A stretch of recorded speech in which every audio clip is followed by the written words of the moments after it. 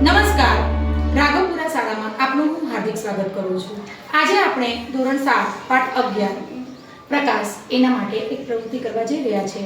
તો બાળકો દ્વારા જ આપણે આ પ્રવૃત્તિને સમજીશું। અમારી પ્રવૃત્તિનો હેતુ છે કે પ્રકાશ સીધી રેખામાં ગતિ કરે છે।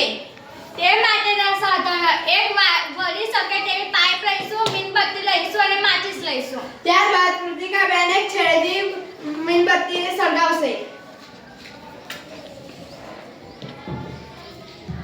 ત્યારબાદ ભૂમિકાબેન પાઇપને સીધી રાખી મીણબત્તીનો જ્યોત જોવા પ્રયત્ન કરશે।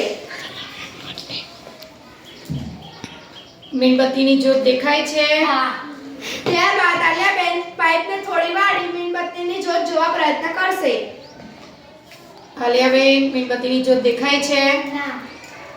અવલોકન: જ્યારે ભૂમિકાબેને પાઇપ સીધી કરીને મીણબત્તીને જોવાનો પ્રયત્ન કર્યો ત્યારે મીણબત્તી દેખાઈ, અને જ્યારે આલિયાબેને પાઇપ વાંકી વાળીને દેખવાનો પ્રયત્ન કર્યો ત્યારે મીણબત્તી સળગતી ના દેખાઈ। આ પરથી આપણે કહી શકીએ છીએ કે પ્રકાશ સીધી રેખામાં ગતિ કરે છે।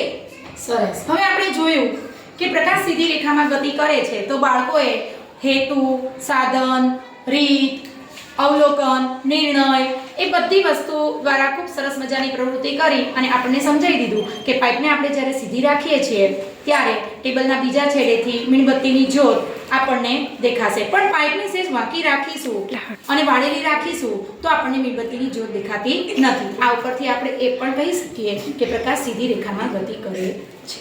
અસ્તુ।